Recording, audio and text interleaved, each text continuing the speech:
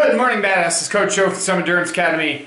Today's topic is triangles. Not really.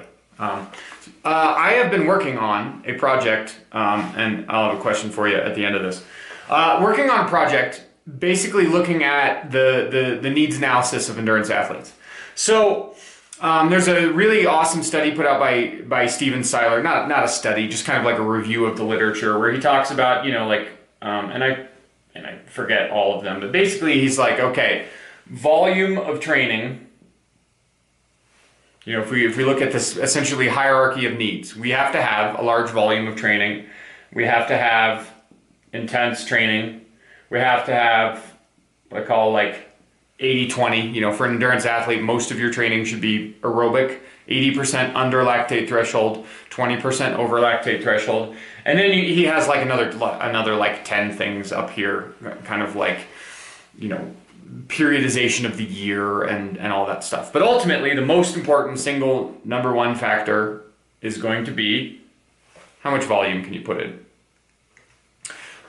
But that is super fucking reductionist and viewing the body as a machine and not taking into account,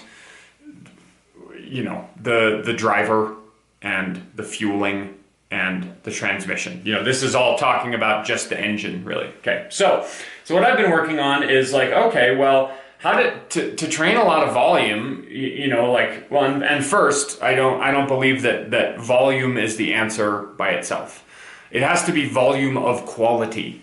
And so in order to have quality, then underneath here, you need to have good movement. Okay, makes sense, right? If you put a whole lot of volume of shitty movement, you're probably not going to get a whole lot faster, and you're definitely not going to get as fast as you could be.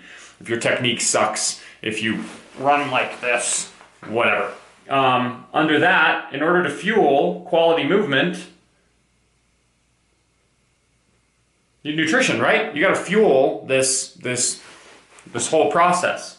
And then under that, the most important factor of all of this. So in order to have all of this, in order to train a lot, and in order to have good movement, in order to make good nutrition choices, you have to work on the brain or sports psychology or whatever that. I'm not even sure that I like using sports psychology because I think that's a little too small. But really what we're talking about here is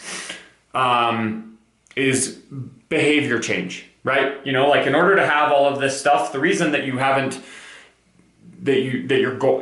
where you want with your goal is because you haven't spent enough time. Well, why haven't you spent enough time? Well, it's because you haven't fucking decided to. And why haven't you decided to? The brain. Okay? So I've been working on this performance model or something. I don't even know what the fuck to call it yet. It's basically like the badass hierarchy. And one question that I have, I'm writing a book on it, but I also am interested in perhaps doing some seminars, anywhere from 2 hours to 2 days, talking about how all of this stuff works together. Because in my opinion, this stuff down here is ignored by, or just not focused on enough by too many endurance coaches. We endurance coaches, and I myself am here, typically start kind of up in here, right?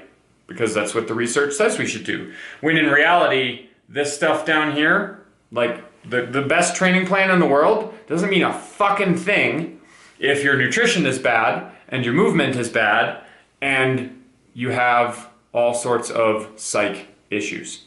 Right? Okay. What do you think? Have a good day.